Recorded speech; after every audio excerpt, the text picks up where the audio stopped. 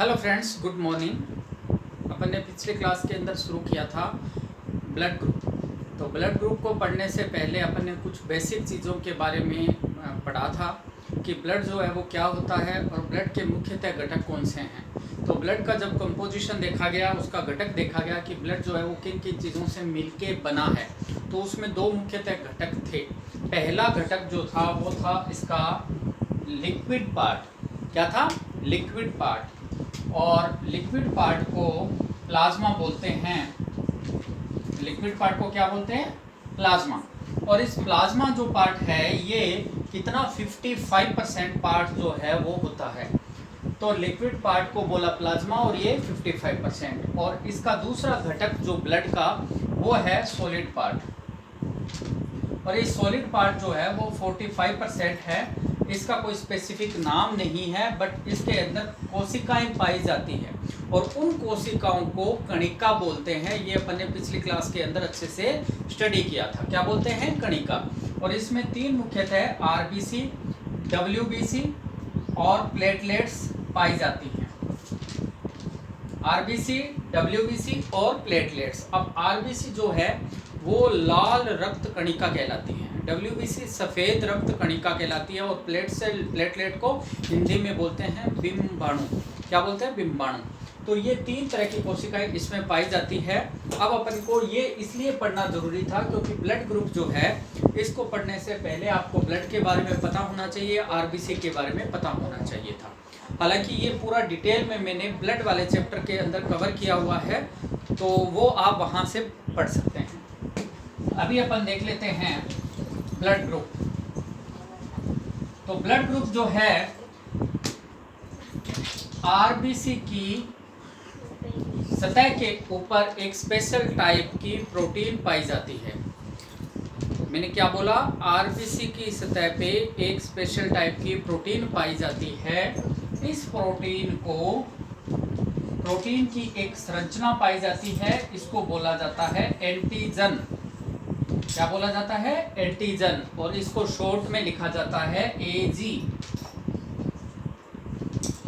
ठीक है। और ये जो देखा गया कि ये जो एंटीजन है ये दो तरह के होते हैं, एंटीजन ए और एंटीजन बी। एंटीजन ए और एंटीजन बी। एंटीजन के बारे में दो मुख्यतः बातें। सबसे पहली बात, ये प्रोटीन की बनी हुई स्ट्रक्चर होती है, पहली बात। दूसरी बात, ये आरबीसी की सतह पे पाई जाती है। और एंटीजन दो तरह की होती हैं। इन दो तरह की एंटीजन के बेसिस पे चार तरह के ब्लड ग्रुप कैसे होते हैं ये मैं आपको अभी बताऊंगा।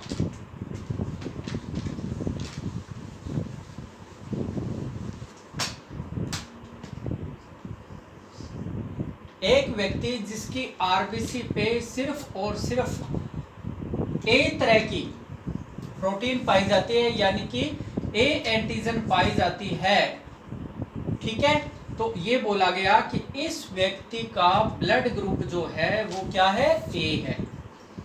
उसके एंटीजन के बेसिस पे बोला गया ब्लड ग्रुप क्या है? ए है। दूसरा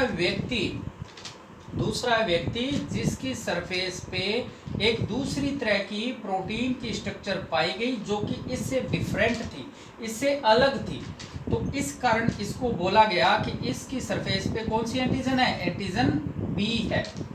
एंटीजन बी है, इस कारण इसके ब्लड ग्रुप को बोला गया कि इसका ब्लड ग्रुप जो है इस व्यक्ति का बी है।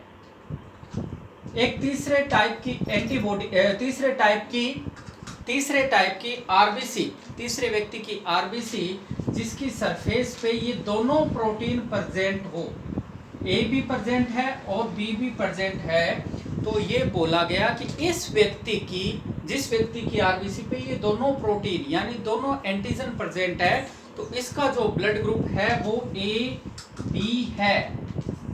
और चौथी आरबीसी वो जिसके सरफेस पे, आरबीसी के सरफेस पे कोई भी प्रोटीन की स्ट्रक्चर प्रेजेंट नहीं है, ना ए है ना बी है, तो इसको बोला गया कि इस व्यक्ति का ब्लड ग्रुप क्या है? ओ होगा। यानी दो एंटीजन के बेसिस पे 4 तरह के ब्लड ग्रुप होंगे। एक वो जिसके ऊपर, जिसकी आरबीसी की सरफेस के ऊपर एंटीजन ए होगा, वो ब्लड ग्रुप ए। जिसके आरबीसी की सरफेस पे प्रोटीन स्ट्रक्चर कैसी होगी, बी होगी, यानी एंटीजन बी होगा, तो उसका ब्लड ग्रुप बी होगा। तीसरा, ऐसा व्यक्ति जिसके आरबीसी के सरफेस पे प्रोटीन ए भी प्रेजेंट है, बी भी प्रेजेंट है, तो उसका ब्लड ग्रुप ए बी होगा। और चौथा, जिसकी आरबीसी के ऊपर कोई भी प्रोटीन स्ट्रक्चर प्रेजेंट नहीं होगी, तो उसका जो ब्लड ग्रुप होगा वो ओ होगा। ये तो बात हुई एंटीजन की। तो एंटीजन के बारे में 2 बातें बहुत इंपॉर्टेंट अपन को सीखने को मिली। सबसे पहली बात तो ये सीखी अपन ने कि एंटीजन जो होती है वो प्रोटीन की बनी हुई स्ट्रक्चर होती है और आरबीसी की सरफेस पे होती है, आरबीसी की सरफेस पे होती है। और दूसरी अपन ने ये सीखी कि 2 एंटीजन के बेसिस पे 4 तरह के ब्लड ग्रुप प्रेजेंट होते हैं। एग्जाम में पूछा जाता है कि ब्लड ग्रुप जो है, रक्त निर्धारण जो है वो किसके बेसिस पे होता है, तो ये होता है एंटीजन के बेसिस पे, आरबीसी के बेसिस पे। आरबीसी के चारों तरफ किस तरह का प्रोटीन प्रेजेंट है उसके बेसिस पे ये रक्त निर्धारण होता है। क्लियर है? अब जो है आगे एंटीबॉडी के बारे में देख लेते हैं। तो अब आप बोलोगे कि रक्त निर्धारण तो अपन ने कर लिया, फिर एंटीबॉडी को देखने की क्या जरूरत है? क्योंकि जब किसी का एक्सीडेंट हो जाए या वो कोई व्यक्ति मृत्यु के नजदीक है तो उसको ब्लड की जरूरत होती है। तो अपन जो है पूरा एंटीजन और एंटीबॉडी के कंसेप्ट को समझ के ये बता सकते हैं कि कौन सा ब्लड ग्रुप जो है वो उसको डोनेट किया जा सकता है। तो अपन को एंटीबॉडी जो है उसका बेसिक आइडिया लेना चाहिए। एंटीबॉडी है प्रतिरक्षी, हिंदी में बोलते हैं प्रतिरक्षी। एंटीबॉडी भी प्रोटीन की बनी हुई स्ट्रक्चर होती है। किसकी बनी हुई स्ट्रक्चर होती है? प्रोटीन की बनी हुई स्ट्रक्चर होती है। जैसे एंटीजन प्रोटीन की बनी हुई स्ट्रक्चर था, सेम एंटीबॉडी भी प्रोटीन की बनी हुई स्ट्रक्चर होती है। ये जो है एंटीबॉडी, ये एंटीबॉडी लिक्विड पार्ट जो है ब्लड का उसके अंदर प्रेजेंट होती है। दोनों में समानता और भिन्नता क्या है? एंटीजन और एंटीबॉडी के अंदर समानता ये है कि ये भी प्रोटीन की बनी हुई स्ट्रक्चर है, एंटीबॉडी भी प्रोटीन की बनी हुई स्ट्रक्चर है। भिन्नता ये है कि एंटीजन जो है वो आरबीसी की सतह पे प्रेजेंट है, आरबीसी की सरफेस पे, और एंटीबॉडी जो है वो आरबीसी की सरफेस पे प्रेजेंट नहीं है। वो कहाँ है?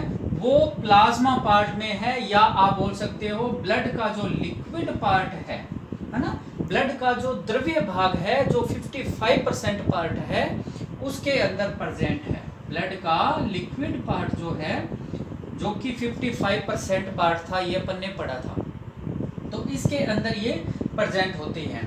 समानता ये है कि दोनों प्रोटीन की बनी हुई है। भिन्नता ये है कि ये आरबीसी, एंटीजन आरबीसी की सरफेस पे है और एंटीजन जो है ब्लड के अंदर लिक्विड पार्ट के अंदर है, फ्री फॉर्म में है, कहीं किसी की सरफेस पे नहीं प्रेजेंट। अच्छा, ये एंटीजन 2 तरह की होती हैं, ये अपन ने देखा ए एंड बी। बिल्कुल, एंटीबॉडी भी, ये प्रोटीन भी 2 तरह की होती है, small A and small B से इसको बताया जाता है। अब एक बहुत इंपॉर्टेंट कंसेप्ट है जो आपको पता होना चाहिए कि हमेशा एंटीजन और एंटीबॉडी एक इंसान के अंदर जो है एंटीजन और एंटीबॉडी डिफरेंट टाइप की होती हैं। यानी कि इस बात को ऐसे समझिए, अगर मेरी आरबीसी के अंदर, आरबीसी की सरफेस पे पाए जाने वाला एंटीजन ए है, तो लिक्विड पार्ट के अंदर एंटीबॉडी जो होगी वो बी टाइप की होगी, समान नहीं होगी, मतलब सिमिलर नहीं होगी। अगर ये सिमिलर होती हैं तो क्या हो जाएगा? अगर सिमिलर होती है किसी के अंदर तो उसकी मृत्यु निश्चित है। क्यों? क्योंकि दोनों के बीच सिमिलर होने पे अगर ए एंटीजन है और स्मॉल ए एंटीबॉडी है तो इन दोनों के बीच में रिएक्शन होती है, रिएक्शन होती है जिसे आप यूं समझे कि लड़ाई होती है, और इन लड़ाई में अंततः किसी एक की जीत या एक की हार होती है। तो या तो एंटीजन जीतेगी या एंटीबॉडी जीतेगी, और बाद में एक की मृत्यु निश्चित है। उस एंटीजन या एंटीबॉडी किसी एक की मृत्यु यानी कि ह्यूमन बीइंग की मृत्यु जो है वो निश्चित है, ह्यूमन बीइंग की डेथ जो है वो निश्चित है अगर ये समान होती है। तो कंडीशन क्या होती है जिंदा इंसान के लिए? जिंदा वो इसीलिए है कि उसके अंदर वो सिमिलर नहीं है, सिमिलर बिल्कुल भी नहीं है। एंटीजन ए है तो उसकी एंटीबॉडी क्या है? बी है। अब ये कंसेप्ट जो है अपन ने अच्छे से इस बात को समझ लिया। अब अपने को ब्लड डोनेशन जो है वो बड़ा आराम से समझ में आ जाएगा, ठीक है।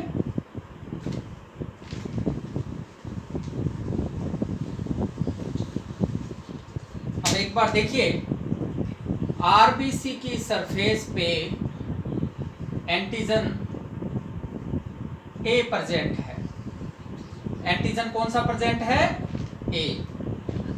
तो इसका जो ब्लड ग्रुप है, इसका ब्लड ग्रुप जो है, रक्त समूह है, वो क्या है? ए है। दूसरा व्यक्ति जिसकी आरबीसी की सरफेस के ऊपर एंटीजन बी है, एंटीजन बी है, तो उसका ब्लड ग्रुप, उस व्यक्ति का ब्लड ग्रुप क्या होगा? बी होगा। तीसरा ऐसा व्यक्ति जिसकी आरबीसी की सरफेस पे एंटीजन ए भी प्रेजेंट है और एंटीजन बी भी प्रेजेंट है, यानी कि आप कह दो ए एंड बी दोनों एंटीजन प्रेजेंट है, तो ब्लड ग्रुप जो होगा वो उसका ए बी होगा। चौथा ऐसा व्यक्ति जिसकी आरबीसी की सरफेस पे कोई एंटीजन प्रेजेंट नहीं है, कोई भी एंटीजन प्रेजेंट नहीं है, तो उसके ब्लड ग्रुप जो होगा वो होगा ओ।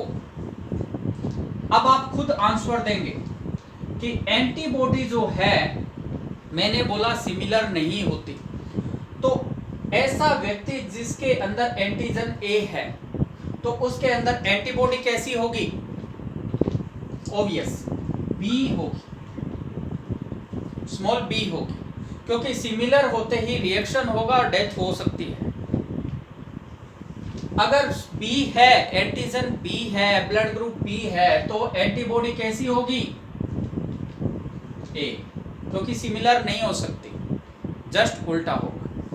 अच्छा, आरबीसी की सरफेस पे एंटीजन दोनों प्रेजेंट है, ब्लड ग्रुप जो है वो ए बी है, तो इसके लिए एंटीबॉडी कैसी होगी? उसके अंदर एंटीबॉडी उसके अंदर ना तो ए होगी ना बी होगी।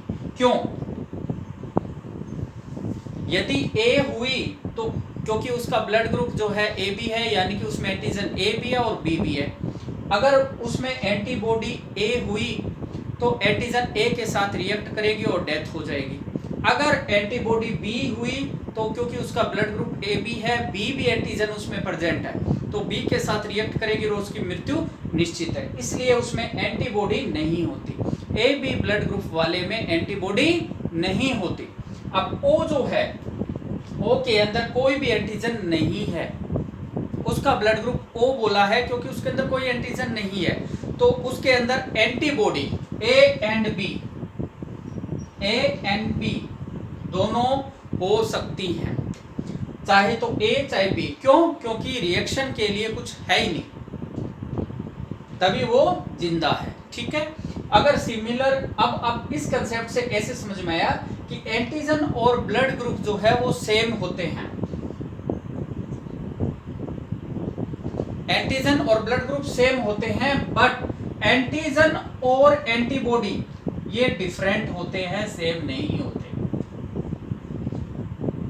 ये आपको पता होना चाहिए। यहां से उम्मीद है आपको सारा क्लियर हुआ होगा।